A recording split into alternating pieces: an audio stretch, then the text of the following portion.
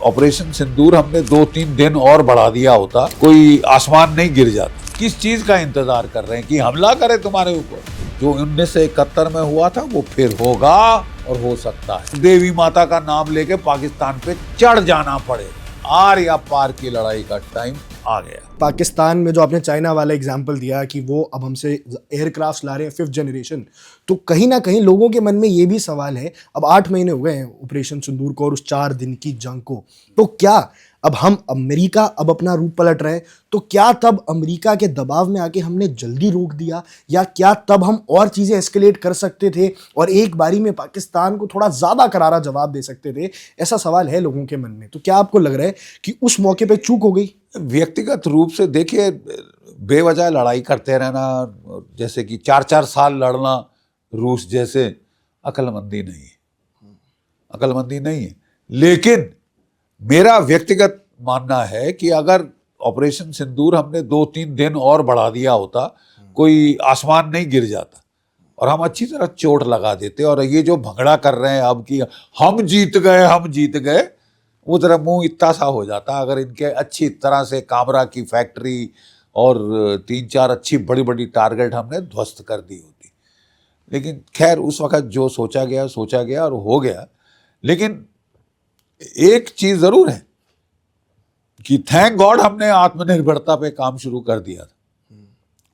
हमारा नैविक series of satellites, हमारा आकाश तीर कमांड एंड कंट्रोल सिस्टम, अपने जो कि एयर डिफेंसेस को हमारे लिंक करता है, और जो हमने S-400 ले लिए, आकाश मिसाइल्स बना लिए, उससे बड़ा ज़बरदस्त फर्क पड़ा।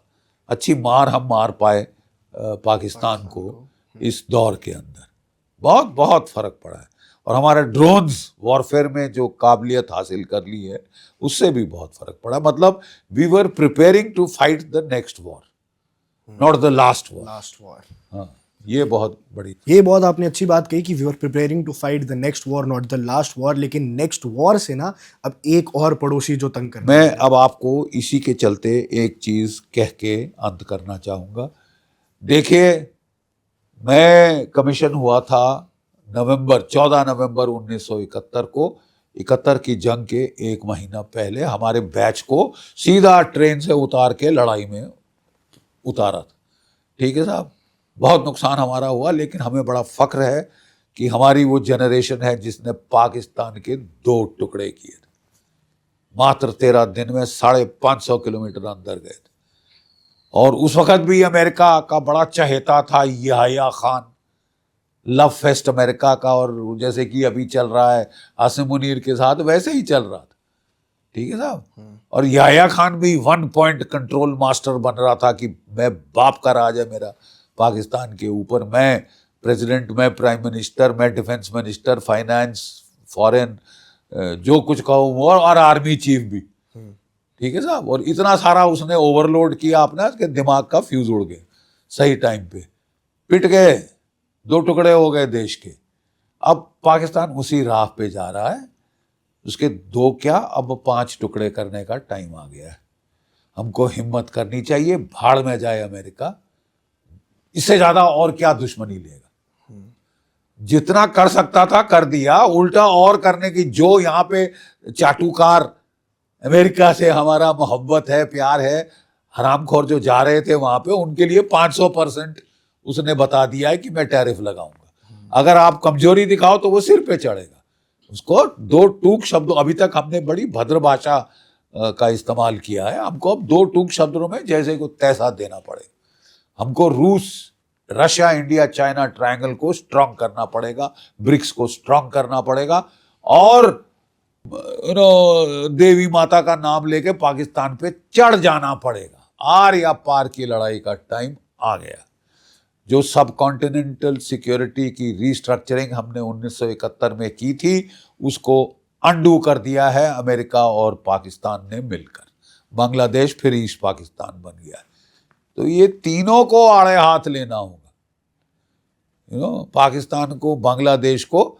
और अगर अमेरिका नाखुश है तो हमारी तरफ से चूल्हे में जाए, क्योंकि इससे ज्यादा दुश्मनाई कौन क्या दिखा सकता। आप किस चीज का इंतजार कर रहे हैं कि हमला करे तुम्हारे ऊपर, तब जाके आपको शत्रु बोध होगा। शत्रु बोध तो हो जाना चाहिए। और मैं सिर्फ कहता हूं कि हिम्मत करो, हिम्मत मर्द मदद खुदा। 71 में हमने हिम्मत करी, पाकिस्तान को बचाने के लिए अमेरिका ने 7th फ्लीट भेजी थी। उसके बावजूद पाकिस्तान के 2 टुकड़े हुए। जो 1971 में हुआ था वो फिर होगा और हो सकता है। फिर हो सकता है। भारत पाकिस्तान को करारा जवाब देने के लिए तैयार है। सर बहुत बहुत धन्यवाद, आपने अपना कीमती वक्त हमारे लिए निकाला।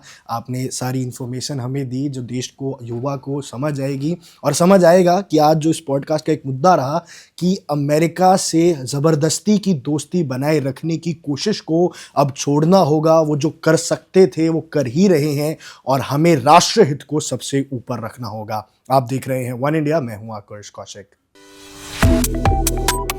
Subscribe to One India and never miss an update. Download the One India app now.